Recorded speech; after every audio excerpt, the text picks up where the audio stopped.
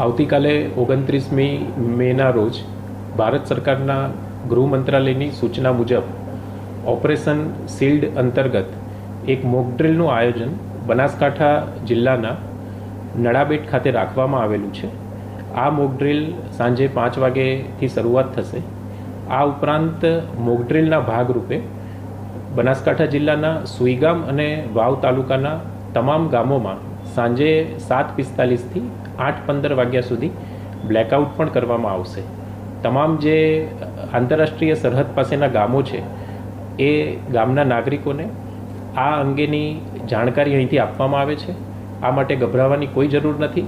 આ ફક્ત એક પ્રકારની મોકડ્રીલ છે અને સરકારશ્રીની જે સૂચના છે એ મુજબ આવતીકાલે સાંજે 5 વાગે આ મોકડ્રીલ યોજવામાં આવશે તથા 7:45થી 8:15 વાગ્યા સુધી જે સુઈગામ અને વાવ તાલુકાના ગામો છે એમાં સાયરન વગાડી અને સંપૂર્ણ બ્લેકઆઉટ કરવામાં આવશે. ધન્યવાદ.